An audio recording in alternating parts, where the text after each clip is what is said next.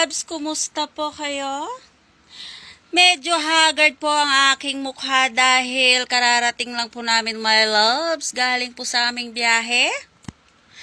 At dahil pula pa po kaming ulam my loves, ay magluluto po ako ng adobong baboy.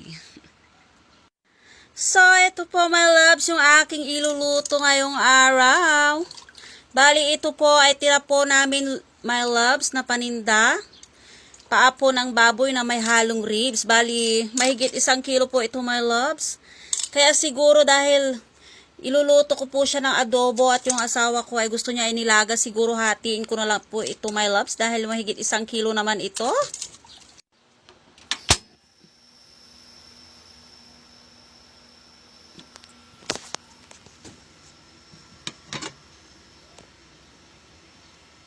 Yan po my loves, at kumulo na po ang ating karning baboy. So ang gagawin ko po ay hahatiin ko po ito dahil igigisa ko po yung kalahati. Iluluto ko po siya ng adobo. Bali, pipiliin ko po yung ribs na gagawin ko pong adobo. Saka yung paa ay, yun lang po ang gagawin ko rin nilaga. Gaya po nito my loves. Dahil po ang aking asawa ang gusto niya ay nilaga. Ayan.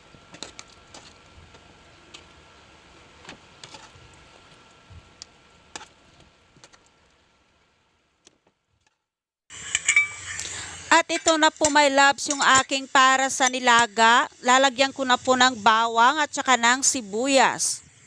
Dahil nakapaghiwa na ho ako kanina my loves.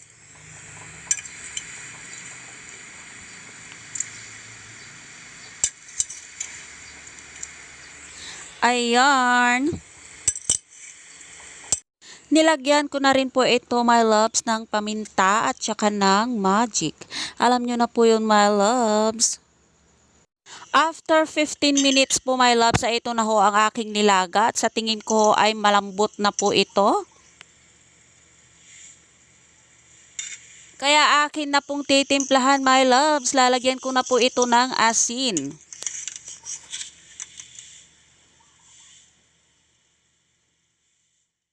At para naman po sa aking adobo ay sabay-sabay ko na pong igigisa ang bawang at saka ng sibuyas. At pag ganyan na po ang kulay ng bawang at saka ng sibuyas, ay isusunod na po nating igigisa yung ribs po ng baboy. So ayan po my loves, haluin lang po ng haluin yan.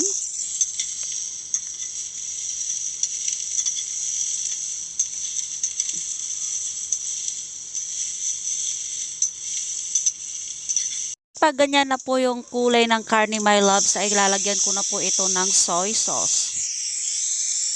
Sa totoo lang po my loves, hindi ako ganun karunong magluto. At dahil gusto ko po ng adobo ay talaga pong dapat ay pag-aaralan ko. Siyempre po dadagdagan ko po ng 1 cup na water my loves dahil papalambutin ko pa ito. At dahil medyo kumukulo na po ang aking adobo ay lalagyan ko na po ito ng magic.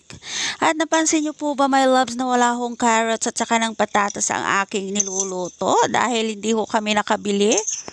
Siguro my loves ay haluan ko na lang po ito ng pineapple chunks or yung tidbits. Binili ko po sa may tindahan. Tindahan po dito sa amin my loves. After 10 minutes po my loves, ito na ho ang aking adobo. Nilagyan ko na po yan ng pineapple at saka nilagyan ko po ng konting brown sugar.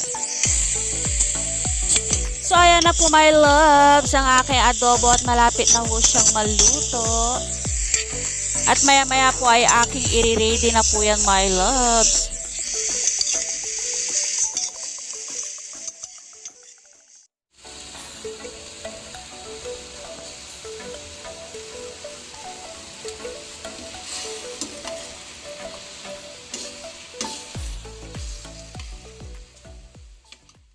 Ito na ho yung nilaga at ng aking adobo. Kainan na. Kain po tayo my loves.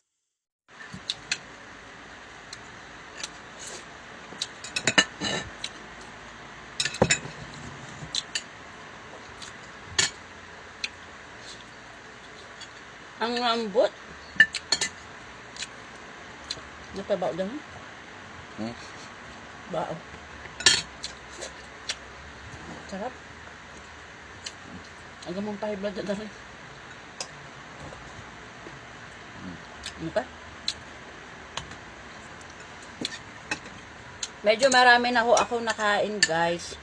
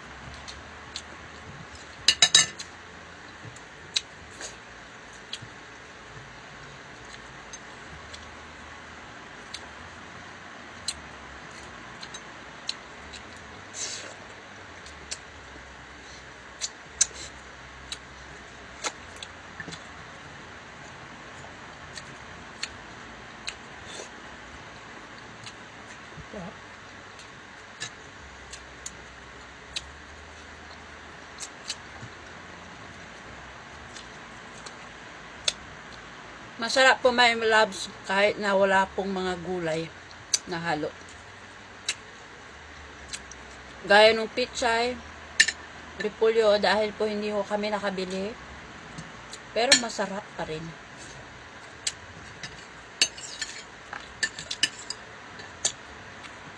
Mangka mo.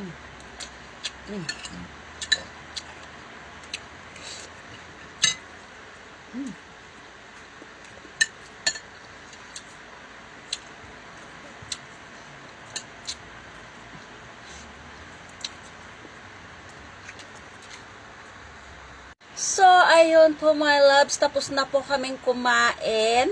Medyo naparami ho ako ng kinain my loves. Kung nagustuhan nyo po ang aking video na ito my loves, at kung hindi pa po kayo nakapag-subscribe, ay sana ho ay mag-subscribe na po kayo. Kumain na rin ho kayo dyan my loves.